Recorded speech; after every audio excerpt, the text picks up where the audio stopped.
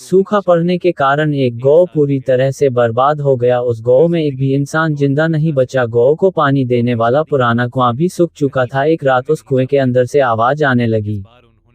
कुएं के अंदर एक चुड़ैल अपनी आखिरी सांस ले रही थी और उसने कुछ ही पल पहले के बच्चे को जन्म दिया था।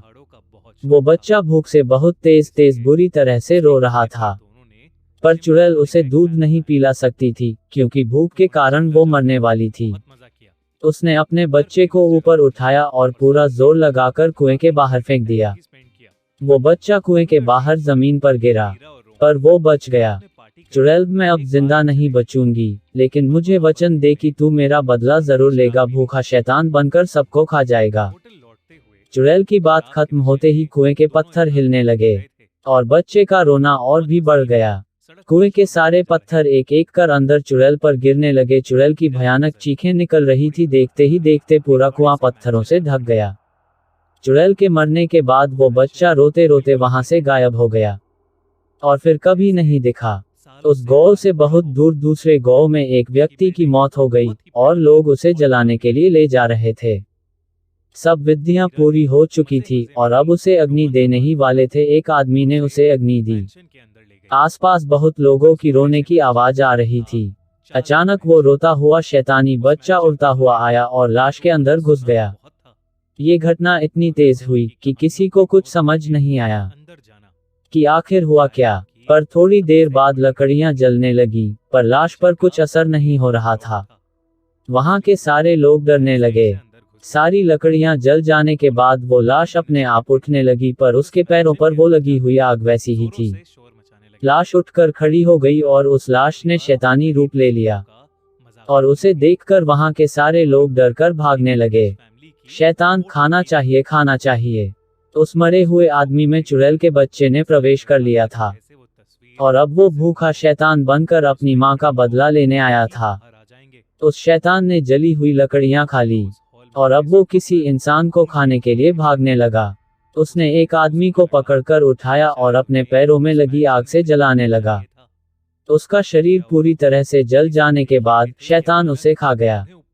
शैतान गौ पर किसी मुसीबत की तरह टूट पड़ा और उसने किसी को नहीं छोड़ा। औरतें, बच्चे, बूढ़े, जवान सबको जलाकर खाने लगा। चारों तरफ गौ वालों की चीखें सुनाई देने लगी। कुछ देर बाद पूरा गौ शांत हो गया क्योंकि सबको इस शैतान ने खा लिया था, पर वो अब भी भूखा था। वो अपने आसपास देखने लगा, जोर से चिल्लाने लगा। ऐसी भयानक आवाज सुनकर पेड़ के पीछे छुपा एक आदमी वहां से भागने लगा और तभी शैतान की नजर उस इंसान पर पड़ी। शैतान ने उस भागते हुए इंसान को देख लिया। वो इंसान और तेजी से भागने लगा, पर शैतान का मुकाबला नहीं कर पाया और वो पकड़ा गया। शैतान, तुम इस गौ में अकेले ही बचे हो या और भी कोई है? आदमी, मुझे कुछ नहीं पता, मुझे छोड़ दो। शैतान, मेरी भूख अभी तक शांत नहीं हुई है, इसलिए मैं तुम्हें नहीं छोड़ सकता। आदमी, मुझे खाने के बाद तुम क्या खाओगे और किसे खाओगे? शैतान सोच में पड़ गया। फिर अचानक उसे एक बात याद आई। शैतान, तुम उसकी चिंता मत करो, मेरी भूख सिर्फ इंसानों की मोहताज नहीं, मैं जानवरों को भी खा सकता हूँ। आदमी, तो जाओ जानवरों को खाओ और मुझे छोड़ दो, मैं तुम्हारे पैर पड़ता हूँ। जैसे ही वो आदमी शैतान के पैर पकड़ने के लिए नीचे झुका, पैरों की आग ने उसे जलाना शुरू कर दिया और थोड़ी ही देर में वो पूरी तरह से जल गया। शैतान, मूर्ख इंसान, खुद ही मेरी आग से जल गया। शैतान उस इंसान को भी खा गया, पर उसकी भूख अभी तक शांत नहीं हुई थी। शैतान, और खाना चाहिए। इंसानों को खाने के बाद वो शैतान अब खेतों की तरफ बढ़ा। उसने सारे खेतों में आग लगा दी, जिसमें बहुत से पेड़ और जानवर जल गए। वो उन सबको खा गया, पर फिर भी उसकी भूख शांत नहीं हो रही थी। ऐसा करते करते वो शैतान सारा गौ खा गया। जमीन पूरी तरह से जल गई थी। इतने में एक गाड़ी आकर उस शैतान के सामने रुक गई। उसमें से एक लड़का उतरा और डर की निगाहों से उस शैतान को देखने लगा। लड़का, ताऊ जी, ये आपको क्या हो गया है?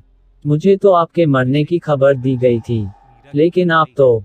शैतान, और खाना। शैतान की आवाज सुनकर लड़का बहुत डर गया और पीछे जाने लगा। लड़का, आपकी आवाज तो ऐसी नहीं थी और आपके पैर जल रहे हैं। शैतान, मेरे पास आओ। लड़का भागने लगा पर उस शैतान ने उसे पकड़ लिया और उसे आग से जलाने लगा। लड़के के चिल्लाने की आवाज दूर दूर तक गूंज रही थी। शैतान उसे खा गया। लड़के को खाने के बाद उसकी नजर उसकी गाड़ी पर पड़ी। उसने गाड़ी पर छलांग लगाई और गाड़ी को जलाने लगा। जैसे ही गाड़ी ने आग पकड़ी, थोड़ी ही देर में गाड़ी फट गई। गाड़ी के साथ साथ शैतान के शरीर के भी टुकड़े टुकड़े हो गए और वो बच्चा उस शरीर से बाहर आ गिरा। वो शैतानी बच्चा अभी भी भूख के मारे जोरों से रो रहा था और उसकी आवाज उस वीरान जगह पर गूंजने लगी।